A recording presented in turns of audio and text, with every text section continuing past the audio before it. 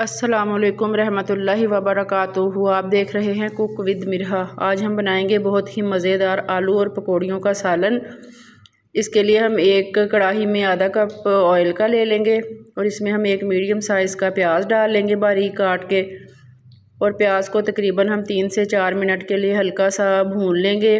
अब इसमें डाल लेंगे एक टमाटर बारीक काट के और टमाटर को 2 मिनट के लिए फ्राई कर लेंगे प्याज के साथ, ताकि ये अच्छे तरीके से गल जाए। रमज़ानुल मुबारक में सहरी में ये सालन बहुत मज़े का लगता है पराठों के साथ। अब ये टमाटर हमारे भुन गए हैं। अब हम इसमें डालेंगे 1 चम्मच हरी मिर्च और 1 चम्मच लहसुन अदरक का पेस्ट और इसे दोबारा 2 मिनट के लिए भून लेंगे। जब तक मैं ये मसाला तैयार कर रही हूँ, आप मेरे चैनल को सब्सक्राइब करें और मेरी वीडियो को लाइक करें, ताकि मैं आपके लिए और अच्छी वीडियो लेके आ सकूँ। ये सालन जो है घर में मौजूद बेसिक मसालों से बन के रेडी हो जाएगा। इसके लिए हमें कोई भी चीज़ स्पेशल नहीं लानी पड़ेगी। ये जो मसाला है इसे भूनते हुए 2 मिनट हो गए हैं। ये देखें, आलू हमने इस तरह के काट लेने हैं। ये 2 मीडियम साइज़ के आलू थे मेरे पास, ये मैंने काट के मसाले में शामिल कर दिए हैं। और अब मैं इसमें खुश्क मसाले डाल लूँगी। आधा चम्मच मैंने पिसी हुई लाल मिर्च डाल ली है, आधा चम्मच मैंने नमक का डाल लिया है इसमें, और आधा चमची हल्दी का डाल लूँगी। बस ये 3 मसाले हैं जिनसे हम ये बहुत ही मज़ेदार और डिलीशियस सालन बनाकर रेडी करेंगे। ये देखें, अब आपने ऐसे करना है कि इस स्टेज पे आपने बहुत अच्छे तरीके से मसाले को और आलूओं को भूनना है।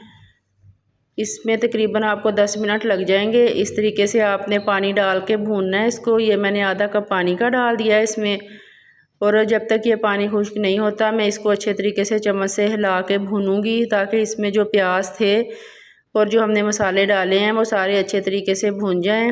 अब मैं इसमें डाल दूंगी पानी में इसमें थोड़ा ज़्यादा डालूंगी, क्योंकि हमने आलू भी इसी पानी में सॉफ्ट करने हैं, और हम जो इसमें पकौड़ियाँ डालेंगे वो भी पानी जो है उसे सोख करेंगी। इस वजह से पानी हम थोड़ा सा ज़्यादा डाल लेंगे इसमें।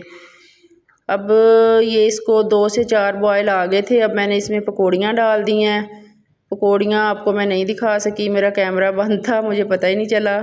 तो ये देखें, माशाल्लाह से ये हमारी पकौड़ियाँ हैं। ये सालन पकाने वाली पकौड़ियाँ हैं जो बाज़ार से आसानी से मिल जाती हैं। इसको पकाते हुए हमें 10 मिनट हो गए हैं। अब मैं इसमें डाल दूँगी हरा धनिया और 1 चम्मच इसमें ज़ीरे का डाल दूँगी। ये झटपट बनने वाला सालन है। जब भी इमरजेंसी हो आप ये सालन बनाएं और अपने घर वालों को हैरान करें।